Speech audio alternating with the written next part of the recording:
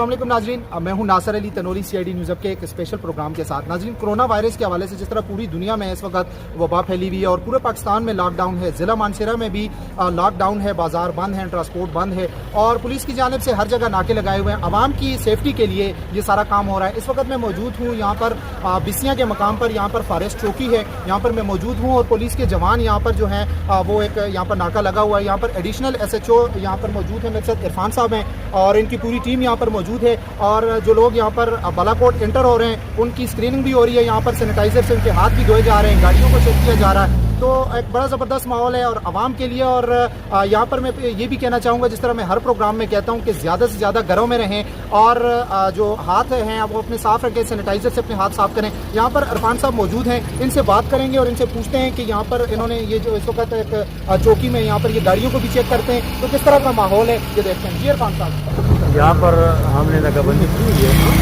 और बाहर से जो भी गाड़ी आती है उसको चेक करते हैं और ऐसे जो बंदे सैनिटाइज़र उनको इस्तेमाल करते हैं और ग्लव्स वगैरह जो हमारे पास अवेलेबल है वो भी उनको हम देते हैं। तो आवाम जो है वो तावन कर रही है इंशाअल्लाह। अच्छा इरफान साहब, ये बताएं कि आवाम के लिए क्या मैसेज देना चाहेंगे जो गाड़ियाँ यहाँ से जाती हैं या जो भी यहाँ के लोग हैं? आवाम के लिए यही मैसेज दूंगा कि वो फजूल घरों से बाहर ना निकलें। अगर कोई ज़रूरी काम हो तो उसके लिए आ जाएँ, बाज़ार के लिए, सौदे के लिए या अस्पताल के लिए। तो बाकी जो है अपना टाइम ज़्यादातर घर में गुजारें।